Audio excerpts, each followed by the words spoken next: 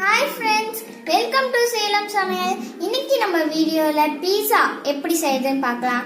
வாங்க வீடியோக்குள்ளே போகலாம். வீடியோக்குள்ளே போகிறதுக்கு முன்னாடி இங்கே இருக்கிற ரெட் கலர் சப்ஸ்கிரைப் பட்டன் அழுத்திட்டு பக்கத்தில் இருக்க பெல் பட்டன் அழுத்திடுங்க. பீஸா செய்கிறதுக்கு முதல் நம்ம ஈஸ்ட் ஆக்டிவேட் பண்ணிடலாம். இன்னைக்கு குக்கரில் எப்படி பீஸா செய்யுதுன்னு நான் உங்களுக்கு செஞ்சு காமிக்க போகிறேன். வெது வெதுப்பான தண்ணி எடுத்துக்கோங்க. அதில் ஒரு 2 டேபிள் ஸ்பூன் சர்க்கரை, சுகர் போட்டுக்கோங்க. அப்புறமா ஈஸ்ட்டு நான் கடையிலே வாங்கியிருக்கிறேன். கடையில் தான் கிடைக்கும் ஈஸ்ட்டு, ட்ரை ஈஸ்ட். இது வந்து 1.5 டீஸ்பூன் ஈஸ்ட் வாங்கி நல்லா மிக்ஸ் பண்ணிக்கோங்க. இது வந்து ஆக்டிவேட் ஆகட்டும். ஒரு 10 மினிட்ஸ் நம்ம மாற்றி வச்சிடலாம். வெது வெதுப்பான தண்ணி தான் கரெக்டாக ஆக்டிவேட் ஆகும். ரொம்ப சூடாகக்கூடாது, ரொம்ப ஐஸாகவும் இருக்கக்கூடாது. இது 5 மினிட்ஸ் நம்ம மாற்றி வச்சிடலாம். இப்போ ஆல் பர்பஸ் ஃப்ளவர் மைதா எடுத்துக்கலாம். அதில் உப்பு போட்டு மிக்ஸ் பண்ணிவிட்டு நடுவில் ஒரு குழி பண்ணிக்கோங்க. குழி பண்ணிவிட்டு நாம் ரெடி பண்ணி வச்சுருக்கிற ஈஸ்ட்டு பாருங்கள் நல்லா ஆக்டிவேட் ஆகிருக்கு. இது கொஞ்சம் கொஞ்சமாக ஊற்றி பிசைய ஆரம்பிக்கலாம். இது வந்து சப்பாத்தி மாவு மாதிரி பிசைஞ்சுக்கோங்க. இந்த மாவு எப்படி பிசையணும்னு நான் காமிக்கிறேன். ரொம்ப தண்ணியாக ஆகிடக்கூடாது, கொஞ்சம் கெட்டியாக இருக்கிற மாதிரி இருக்கணும். அப்போ தான் நல்லாயிருக்கும். நம்ம ஃபஸ்ட்டு ஈஸ்ட்டோட தண்ணி ஊற்றி நல்லா பிசையலாம். அப்புறம் தண்ணி தேவைப்பட்டுச்சுன்னா நம்ம சூடான வெதுப்பான தண்ணி எடுத்துக்கலாம். நல்லா பிசைஞ்சுக்கோங்க. இப்போ ஆலிவ் ஆயில் எடுத்துருக்கேன் நான். 3 டேபிள் ஸ்பூன் ஆலிவ் ஆயில்.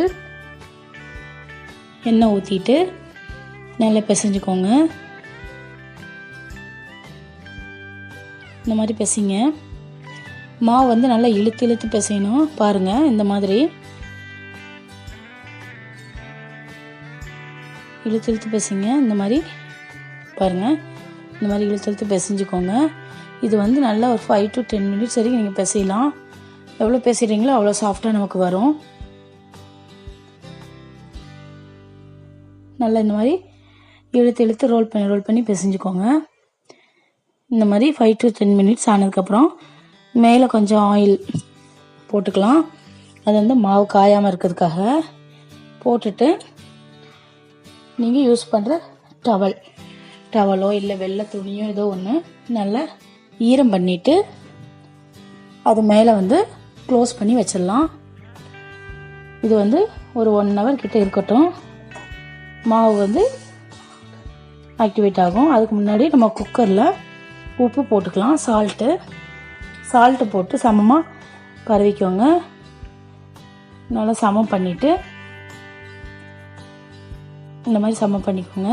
அது உள்ளே வந்து உப்பு ஒட்டாமல் இருக்கிறதுக்காக ஒரு ஸ்டாண்டு வச்சுட்டு குக்கரை வந்து இப்போ க்ளோஸ் பண்ணிடலாம். இதில் வந்து கேஸ்கட் இருக்கட்டும், வெயிட் தேவையில்லை.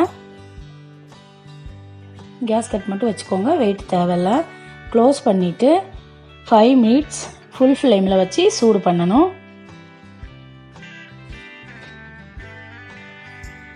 அதுக்கு முன்னாடி நம்ம கேப்சிகம் எல்லோ, க்ரீன், ரெட் 3 எடுத்துக்கலாம். அப்புறம் பெரிய வெங்காயம், அப்புறம் காளான், அப்புறம் ஆலிவ்ஸ் வந்து உங்களுக்கு ரெடிமேடாக கடையிலே கிடைக்கும். இதெல்லாம் எடுத்து வச்சுக்கலாம். பாருங்கள், மாவு ரெடியாக இருக்குது. ஆக்டிவேட் ஆகி பாருங்கள் எவ்வளோ சாஃப்டாக வந்திருக்குதுன்னு. இப்போ கிட்டத்தட்ட 1 hour ஆயிடுச்சு. இந்த மாவு ரெடி பண்ணி வச்சேன். மாவு நல்லா சாஃப்டாக வந்திருக்கு. நம்ம வந்து அவனில் வைக்கிறதா இருந்தால் பெரிய பிளேட்டாக இருக்கும். அவனோட பிளேட்டு பெருசாக இருக்கும். நம்ம அதில் வச்சிடலாம். இப்போ நம்ம வந்து குக்கரில் வைக்கிறதுனால நம்ம மீடியமான சின்ன பிளேட்டு தான் வைக்க போகிறோம். அதுக்கேற்ற மாதிரி மாவு எடுத்துக்கலாம். இந்த மாதிரி சின்ன ஒரு மீடியம் உருண்டை எடுத்துக்கிட்டு இந்த மாதிரி பிளேட்டில் நான் வைக்கிறேன் பாருங்கள். மாவு இந்த மாதிரி வச்சுக்கோங்க. வச்சு இந்த மாதிரி ஃபுல்லாக வர்ற அளவுக்கு இந்த மாதிரி கையை வச்சு ஸ்ப்ரெட் பண்ணி விடுங்க. இந்த மாதிரி ஸ்ப்ரெட் பண்ணிக்கோங்க. பிளேட்டுக்கு அடியில் லைட்டாக எண்ணெய் தேய்ச்சிக்கோங்க. இந்த மாதிரி நல்லா ஸ்ப்ரெட் பண்ணி விட்டுக்கோங்க. ஃபஸ்ட்டு நீங்கள் குக்கரில் வச்சு தட்டு அளவு பார்த்துக்கணும் உள்ளே போதா என்னன்ட்டு. இந்த மாதிரி மாவை ஸ்ப்ரெட் பண்ணி விட்டுட்டு ஃபுல்லாக ஸ்ப்ரெட் பண்ணிவிட்டு நம்மளோட இந்த ஃபிங்கர்ஸ் வச்சு 3 ஃபிங்கர்ஸ் வச்சு இந்த மாதிரி சைட்லலாம் அழுத்தி விடணும். பாருங்கள் நல்லாவே தெரியும் நான் அழுத்தி விடுறது. இந்த மாதிரி அழுத்தி விட்டுக்கோங்க. அப்படின்னா தான் அந்த பீஸா வந்து சைடில் நல்லா பொங்கி வரும். பொங்கி வரும்போது இந்த சைடில் உள்ளதெல்லாம் இப்படி கீழே கொட்டாது. அதுக்காக தான் இந்த மாதிரி சைடில் அழுத்தி விட்டுக்கோங்க. பாருங்கள் இந்த மாதிரி அழுத்தி விட்டுக்கோங்க. அப்புறமா ஒரு ஃபோர்க் எடுத்துக்கோங்க. அதில் வந்து இந்த மாதிரி ஹோல்ட் பண்ணிக்கோங்க. ஏன்னா நம்ம பீஸா எல்லாம் ஸ்ப்ரெட் பண்ணும்போது எல்லாம் உள்ளே செய்கிறதுக்காக சாஸ் எல்லாம் வந்து நல்லா உள்ளே இறங்குறதுக்காக மசாலா இந்த மாதிரி ஹோல்ட் பண்ணிக்கோங்க. பண்ணிவிட்டு இப்போ நம்ம சாஸ் அப்ளை பண்ண ஆரம்பிக்கலாம். இந்த சாஸ் வந்து தனியாக ப்ரிப்பேர் பண்ணணும். இந்த சாஸ் ப்ரிப்பேர் பண்ணுற வீடியோ வந்து நான் போட்டிருக்கேன். அதோட லிங்க் டிஸ்கிரிப்ஷன் பாக்ஸில் இருக்குது. நீங்கள் அது பார்த்துக்கோங்க. இது பண்ணுறது ரொம்ப ஈஸி தான். இந்த சாஸ் வந்து இந்த மாதிரி நல்லா அப்ளை பண்ணிக்கோங்க. நம்ம வீட்டிலே பண்ணுறதுனால நமக்கு பிடிச்ச வெஜிடபிள்ஸ் எல்லாம் ஆட் பண்ணி நம்ம பீஸா ரெடி பண்ணிக்கலாம். இந்த மாதிரி சாஸ் அப்ளை பண்ணிடுங்க.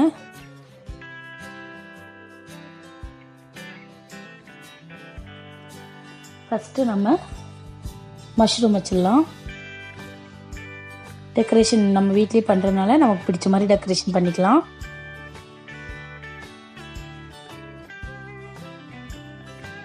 இந்த மாதிரி ஃபஸ்ட்டு காளான் வச்சுக்கலாம். இதுலேயுமே வந்து நமக்கு என்ன வெஜிடபிள்ஸ் பிடிக்குதோ அதிகம் பிடிக்குதோ அந்த வெஜிடபிள் நம்ம வச்சுக்கலாம்.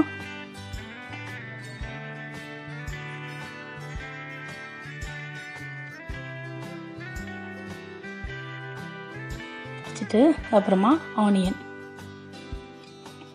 இந்த மாதிரி தூவி விட்டுடலாம்.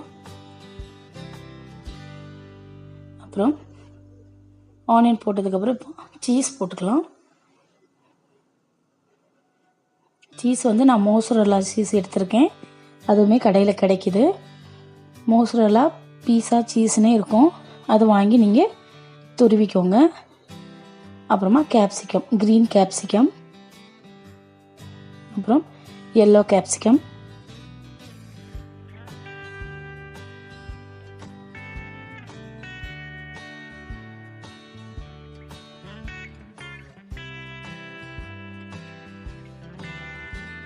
எல்லோ கேப்சிகம் வச்சாச்சு.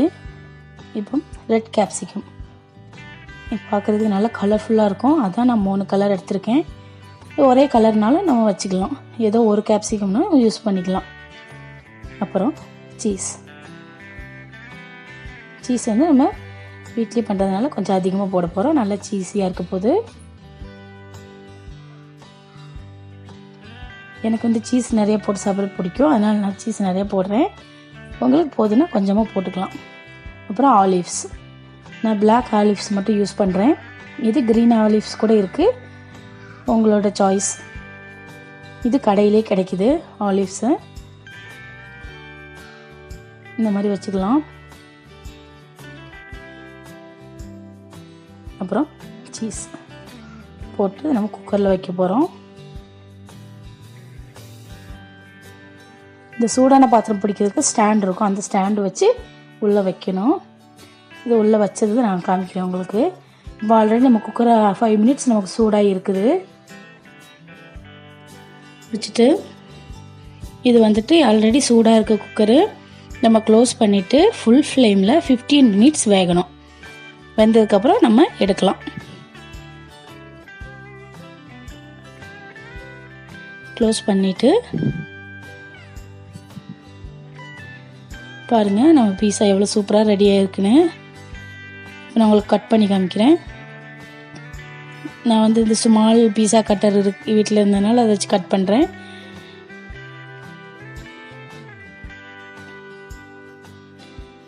பாருங்கள் பீஸா எவ்வளோ சூப்பராக ரெடி ஆகிருக்குன்னு. ரொம்ப ஈஸி தான். நம்ம வீட்லேயே சுவையான பீஸா செஞ்சு சாப்பிட்லாம். பாருங்கள், இந்த வீடியோ உங்களுக்கு பிடிச்சிருந்துச்சின்னா லைக் பண்ணுங்கள், கமெண்ட் பண்ணுங்கள், மறக்காமல் சப்ஸ்கிரைப் பண்ணுங்கள். தேங்க்யூ.